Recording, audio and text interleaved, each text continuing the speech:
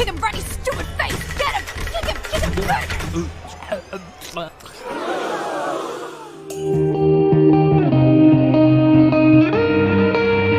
him!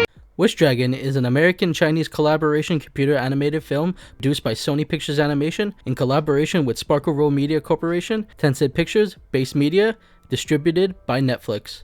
The story centers around a young man named Dim who's trying to reconnect with his childhood best friend after she moved away 10 years prior.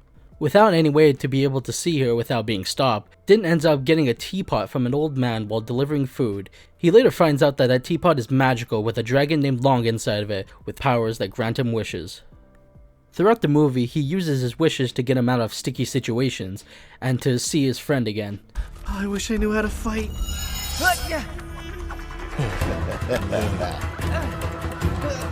Come here. That's a good teapot.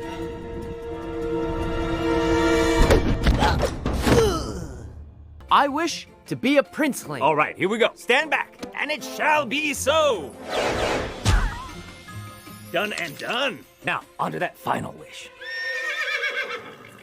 Also throughout the movie, we see the highs and lows of each character we meet, all in a fun and wholesome movie that takes a previously done concept and makes its own path in its own movie. Other characters of the movie, like the dragon Long, acts a little cynical towards Dim because he's quite appalled by the way he thinks and uses his wishes, at least at first, until he gets to know him. And we get to know Long throughout the movie too, and why he acts the way he does. Really, I can't make people fall in love with you. No, it's not like that, Long. She's my best friend. That's my wish. I want my friend back. Wait, rewind. There's also Lena, Din's childhood best friend, to which, after she moved away, became a famous model for her father's company. We see as a young girl that she is high-strung and bubbly, and 10 years later she still is, but stays proper for her father, despite all the pressures towards her. But throughout the movie she learns how to be herself again. Okay, that was mostly you, but seriously, you gotta teach me some of that kung fu! There are also these goons trying to capture Din throughout the movie to take the teapot from him.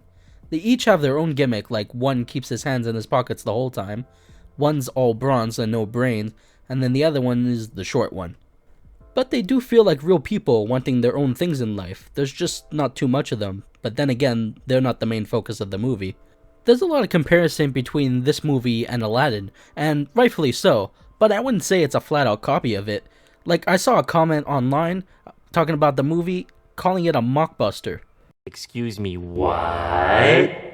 Which couldn't be any further from the truth. In the first half of the movie, it almost seems just like Aladdin, with a few differences here and there, but the second half turns into an unexpected direction, but definitely a nice one, especially for this kind of story. Remember, it doesn't matter how many times the same premise is done, it's how it's done, and yes, it definitely does it different enough to be its own thing.